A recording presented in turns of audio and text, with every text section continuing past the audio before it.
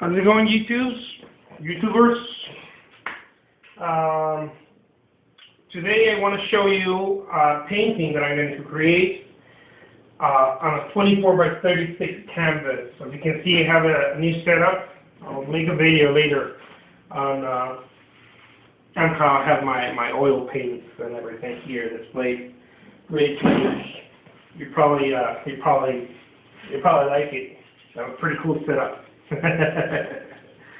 Alright, I'm going to do this painting with a spatula, maybe some brush, I don't know. Whatever the call is. So, here we go. I want to do a big tree right here. Tree life.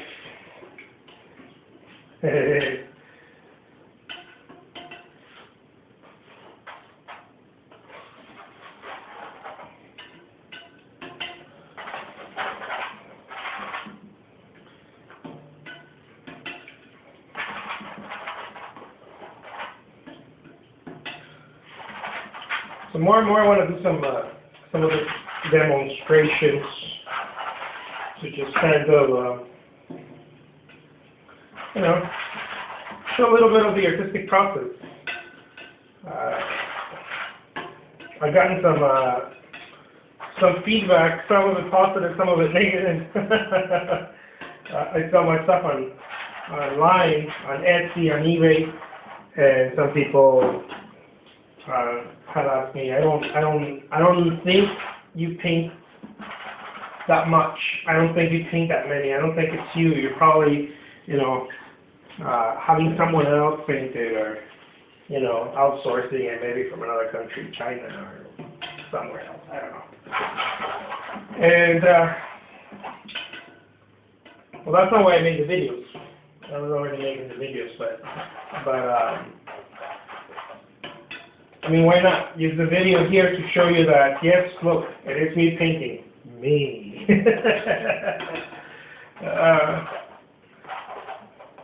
I think that it's my thing, it's my jam, It's how I get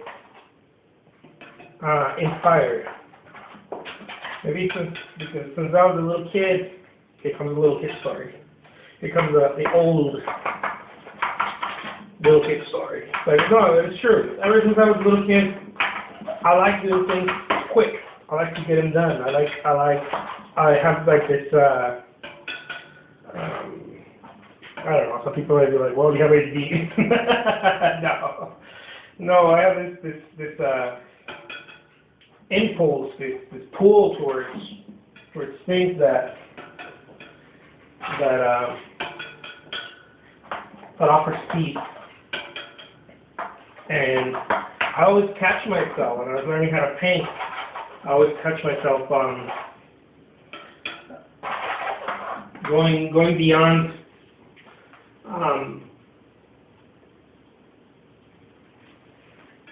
just painting. I didn't know that. Some people call it intuitive painting, or some abstract, words. I didn't know what it was. I just knew that I had this necessity to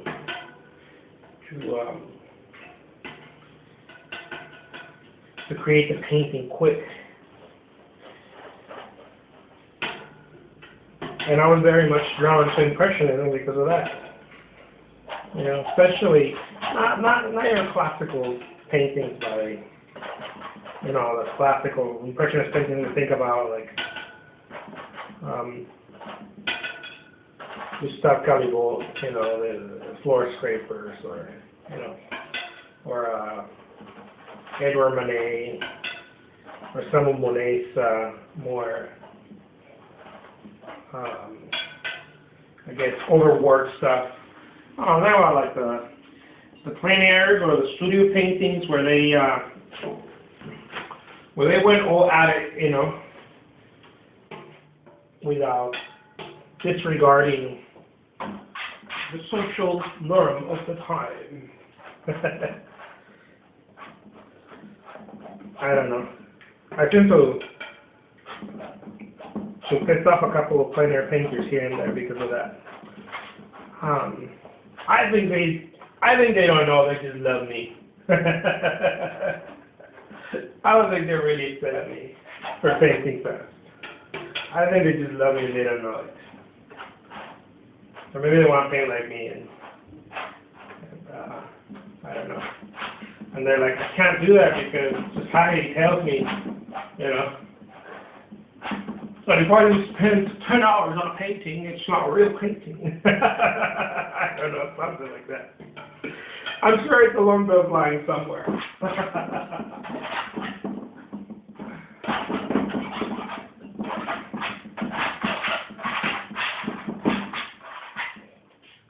But whatever your cup of tea is. Mine is. Let's get to it.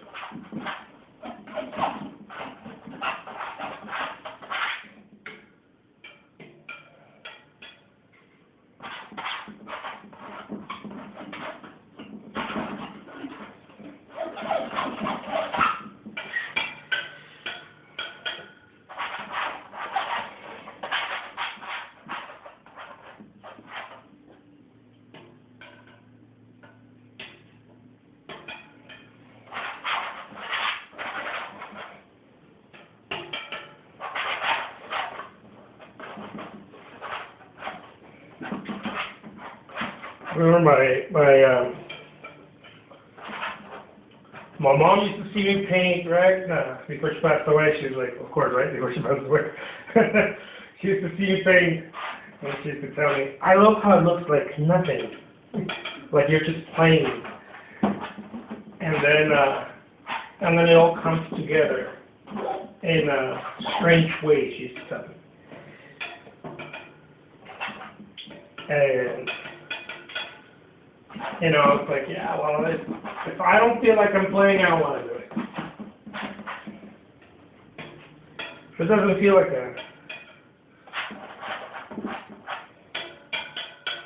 I'm playing, I don't want to do it. It's got to feel like I'm playing. It's got to have that playfulness to it.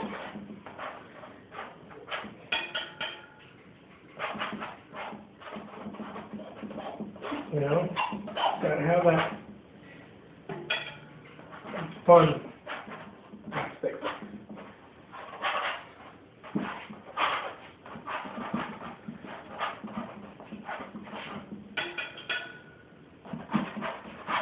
Now, sometimes I'll do the subject first and then paint the sky around it. Sometimes I'll just go and paint the sky. I really leave it to feeling. I don't have a system. I think if I had a system, those of you who know me or follow me know that my styles vary very much. I don't have a system. I play by ear. I don't have well, last time I did that, and now I'm going to do the same thing. You know, I don't have that. I don't play by those rules. The way I paint is, how does it feel in this moment? Not how I did it before. How does it feel in this moment? Does it feel right? Let's do it. You know, for me, it's very feeling. I don't have you're not going to get the same thing. You know? Why do I do that? I have no idea. I spent some time trying to figure that one out. I don't know why I do that. Why I change from palette knife to brush or why sometimes I'll paint the sky first and then sometimes I'll paint the ground. You know, or sometimes I'll go and paint the subject first. And it really doesn't have, for those of you who are artists, it really doesn't have much to do with composition. I promise you. I've been on that boat. It's very feely for me. I like to keep it that way. You know, I was a musician. I was a guitarist, local band. And, you know, we did a little gigs, little tours, and you know, the whole thing. Some little recording here and there. And I was always asked the same question too. How come every time you play it sounds like a new song? I think some musicians would understand me. And it really came down to, you know, if it's not written in stone and you're following the scales and you have somewhat a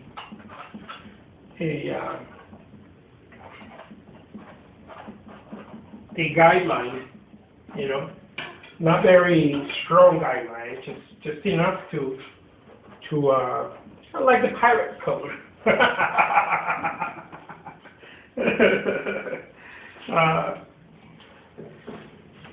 Then you're fine. As long as you put in the time, right? If you don't know how to play and you're trying to improvise, you know, a jazz piece, well, it's going to sound like crap, right? But if you put in the time,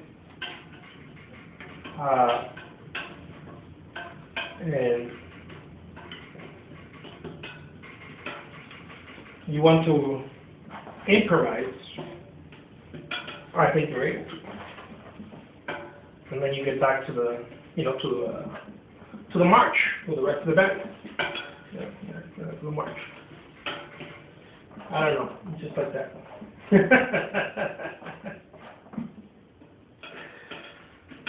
Anyways, that's how I do it with a painting. I don't want to bore you, but this is how I do it.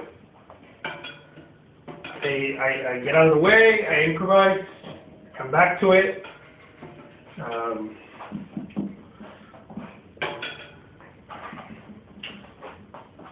I do it in one take.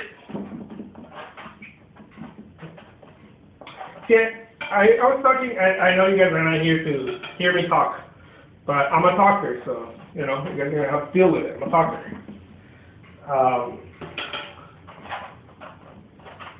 I was talking to a dear friend, a collector, one of my first collectors, and we're talking yesterday about art and whatnot, no? The cool conversations. And I was remembering why I am drawn to certain artwork and why I'm not, right? I guess in the conversation it came up. And I told them, just like I'll tell you, you know, when I look at artwork, I'm looking for one or two things. One or two things. That's the question I ask myself. Before I look at something, I don't ask myself a question, right? I just look at it. But then if I want to go a little deeper into the artwork, you know, I'll ask myself this question. Was this art, and it might be handy for you guys too, okay, to ask yourself that question. Was this art created to impress, right? Was this painting or this sculpture or this artwork, was it created to impress or to express? It's a very important question. I wasn't taught this question, okay? I didn't have a guru or an artist, mentor to teach me this question. I figured it out when visiting museums over and over, and I started having a feeling that some stuff, especially modern art galleries, you see that a lot, contemporary work, had this feeling that some stuff was created to impress. You know, you'll find it less, I think, in museums. You'll find less of that unless it's like court artwork or, you know, the court painters. Not the famous ones, but, you know, somewhat. I'm sure that someone like Francisco Goya created artwork for both reasons, right? To impress the king and queen, and also to express what was happening in a monarchy or whatever. His thoughts and feelings somewhere in there. I'm not talking about someone like that, you know, those big names. something about, you go to a gallery or you go online and you see someone painting, and it's like, Mom, look, I can ride my bike or I can fly a kite. Some of it, a lot of it, seems to be more about impressing, rather than expressing, right? And nothing wrong with that, whatever. But that's what I was talking to a dear friend yesterday. We were chatting a little bit about that. It just occurred to me, you know what? I love seeing artwork that, that's why I'm trying to Impressionism, especially some of the post-impressionist painters also, some of my favorite stuff, because of that reason, because there was a richness in expression that you just, you don't see often. You have to go through a few thousand artists to find it again, to see someone again doing that. And I love that. Disclaimer: I'm not saying that I'm that. Okay? Maybe I am. Disclaimer. But whatever, you guys.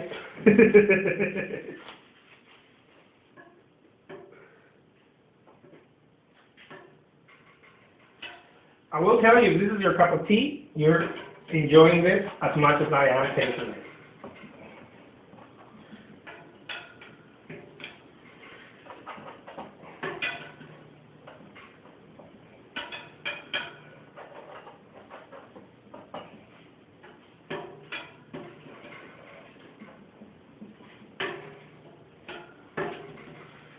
If this is your thing, man, you're enjoying this.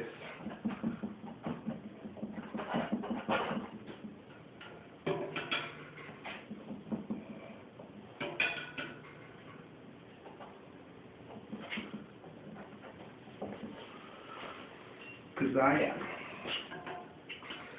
All right. Here we go.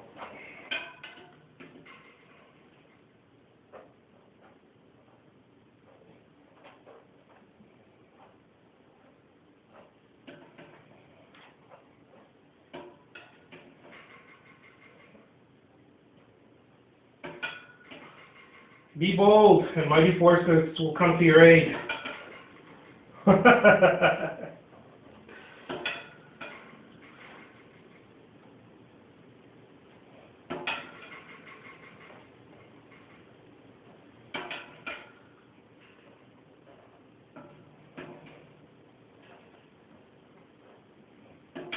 Or as we say in Spanish, the world belongs to the audacious. Saying, I don't know if it's the same in English. I'm sure there's a variation of that in English. It's saying in Spanish, el mundo le pertenece a los audaces. The world belongs to the audacious, to the fearless. And I think there has to be some level of, I have no fear when I paint. You have to have that. If you're a painter, you have to have that. If you don't have it, it's okay. Nobody's born with it, I don't think. I think you develop it. If you're painting, you're like, oh man, I screwed up. Oh, what do I do? If you're doing that, get back to the drawing board or the easel. More often than not, you haven't put in the time, or you're dealing with some emotional crap, which it's the same thing. You haven't put in the time. Put in time, put in the time. But it doesn't matter how you paint. Whether you paint like moi, or you paint like the next guy, it doesn't matter. What matters is that you put in the time, because that's how you're going to develop your own skill, your own eye, your own point of view.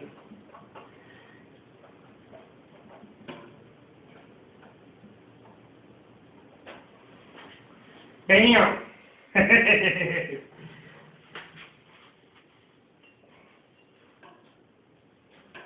It's like the less you care, the more you care. I don't know why. It always happens. It's like the less you care, it feels like it's the more you, I don't know, it's a little paradoxical. The more you care. You know, the less I'm worried about the outcome of the painting, the more the painting rewards me. It's like, oh, you're worried? Here, let me make it worse. Oh, you're pretty chill, you're zen, you know, whatever, word to use. You're in the flow, you're one with, you know, the creator, whatever label or new age thing you like to put on it. Or if you're just, you know, whatever, man, just doing my thing, the easier it will come to you. Because I will say it again, I won't get tired of saying, true painting does not come from you, it comes through you. True painting is not yours. I'm not saying true as in beautiful painting or bad, no. True painting, whatever that is. True painting does not come from you, it comes through you. That's why you have to put in the practice so you can create the channel, whatever you, new age concept you want to put on it, doesn't matter. There you go. The name is Jose Trujillo, and I just created, let me move it, something very cool. Bam. Here we go. All right. Peace, people.